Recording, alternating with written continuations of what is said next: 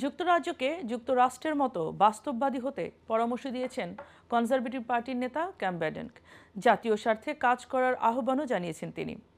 বলেন, ইউরোপীয় মানবাধিকার কনভেনশন ইসিএইচআর যদি জাতীয় স্বার্থের পথে বাধা হয়ে দাঁড়ায় তাহলে তা ছাড়ার বিষয়েও ভাবতে হবে।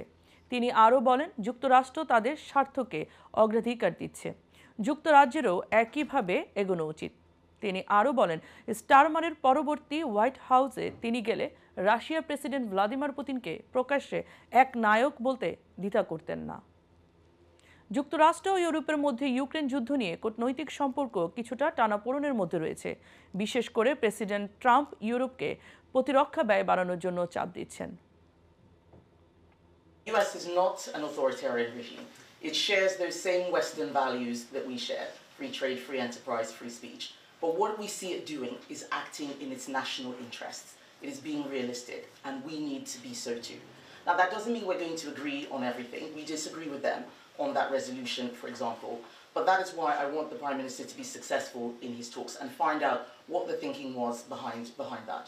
And when it comes to the ECHR, I have always been very clear that the ECHR should not stop us from doing what is right for the people of this country and what is right in our national interest. And if it continues to do so, at some point we will probably have to leave.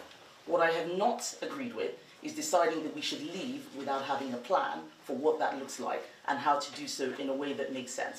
We still believe in the rules-based order. We have to, because we are a trading nation. It's the point I made in my speech. I was Trade Secretary for a long time. Without rules, then things just don't work. But other countries are breaking the rules. And we need to get serious about that and not pretend that those things aren't happening. And that's really what I want us to do.